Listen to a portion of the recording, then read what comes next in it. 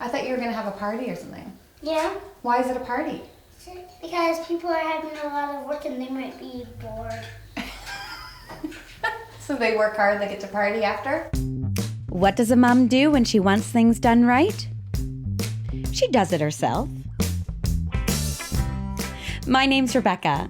I'm turning this house into a home to give my daughter a brighter future. As a single mom, you get used to calling the shots. And you tend to be a little hands-on. That's why they call me DIY Mom. We're ready to build the cubby beds in the attic, which is, Oh, can I help? you really want to help, don't you? You're really excited. We'll ask Joe if he can help. Joe's here to help me today to build some cubby beds. Yeah. We were set up with our drywall separations and, ooh, careful, and our lighting and our switches and everything. So each little area will have its own bed with drawers, and I've been working hard on making my bedding and pillows for my cubby beds. But it's great that we're able to install the beds today, because that means we're finally gonna have, even closer to finishing our renovation. You have blueberries in your teeth. Here. Right there. Up there. 4 cubby beds will be built into the walls with 2 large functioning drawers.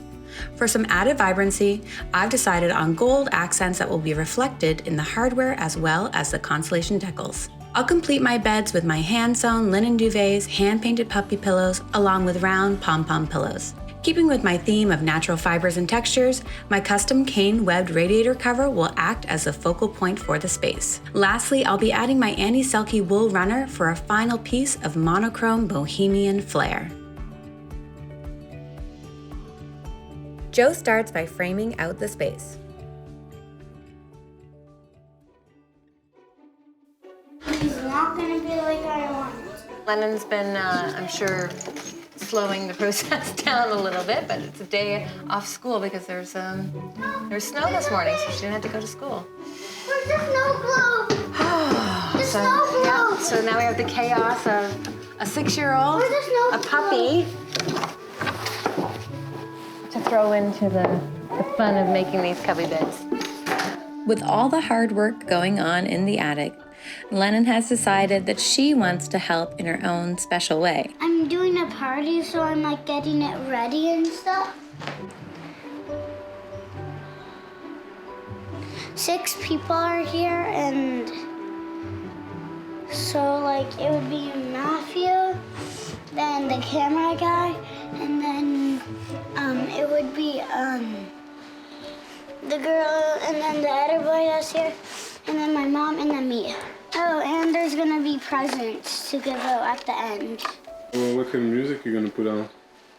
This music.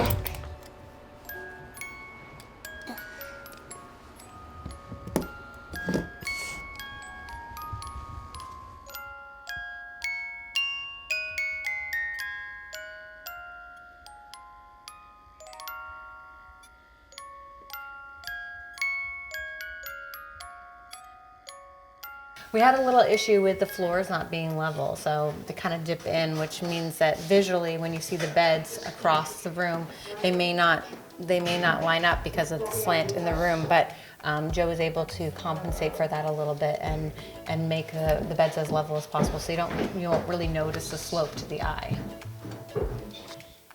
It's great to see the beds like in their form in the space, because it gives me such a good visual idea of how much room is going to be left in this attic.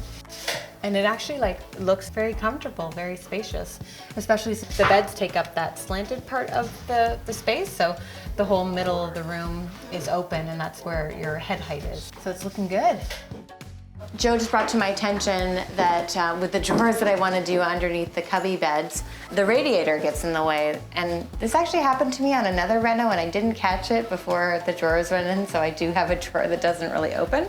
So that's good that he caught that before we have 2 drawers that are pretty much useless on either side of the bed. So what we're gonna do is we're gonna cheat it a little bit, bring the drawers down so it won't be evenly like dispersed underneath the bed, but because I'm gonna frame the radiator, I don't think your eye's really gonna go to the fact that there's a gap there. So the drawers will just just have to slide down a little bit to make sure that we have functioning drawers all the way around.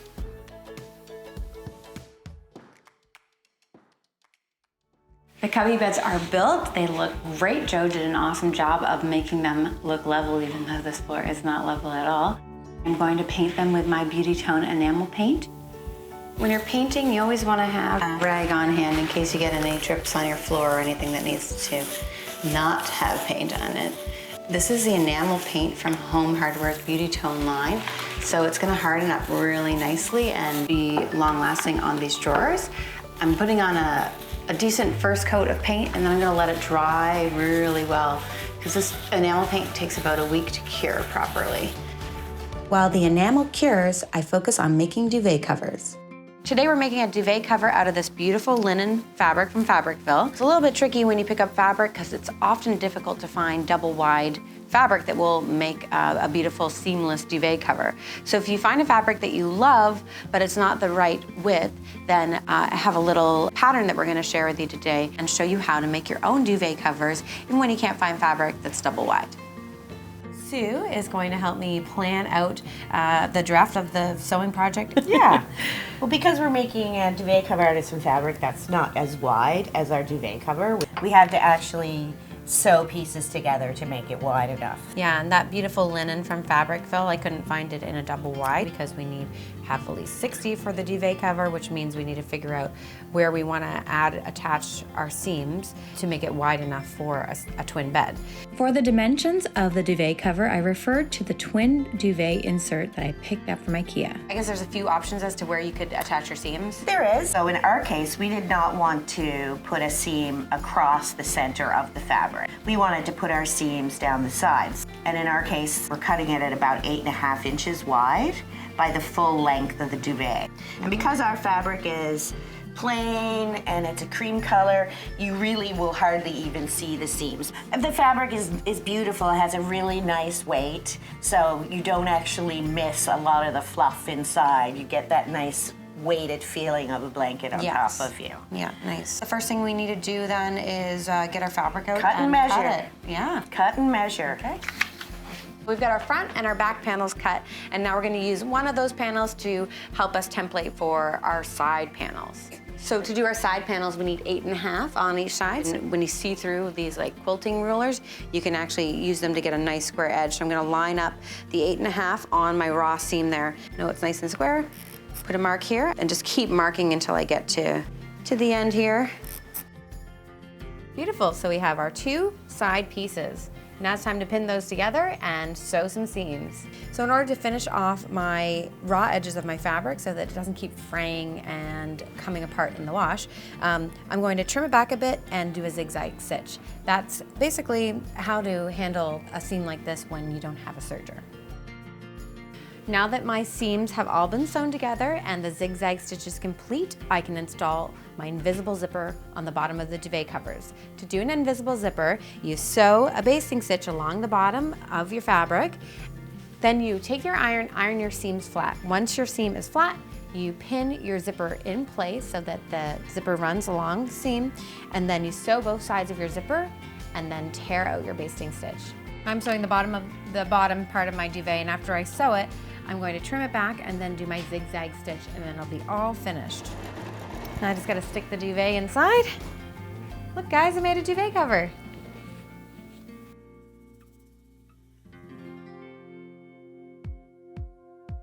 I have these little constellation decals for the wall and a few little gold circles that are gonna go on this back wall, make it sort of like a wallpaper. They're from Kenna Design on Etsy. I'm just gonna put them up first with a little bit of painter's tape and place them. That way I can move them around before I make them permanent on the wall.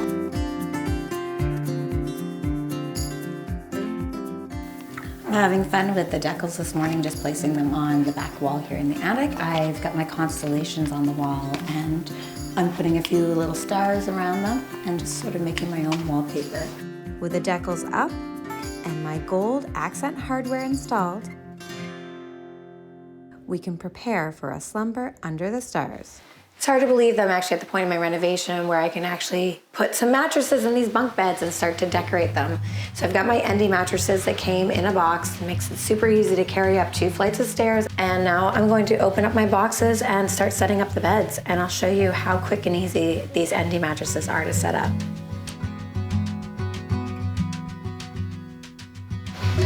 Perfect. Here we go, Tuck. You wanna come have a nap with Mommy? Come have a nap. Come sit down here. Come lay down here. Let's have a nap, Stinky. While Tuck is having a much-needed puppy nap, Alex and I start setting up the cubby beds. There is nothing better as a renovator than finally being able to see your vision come to life.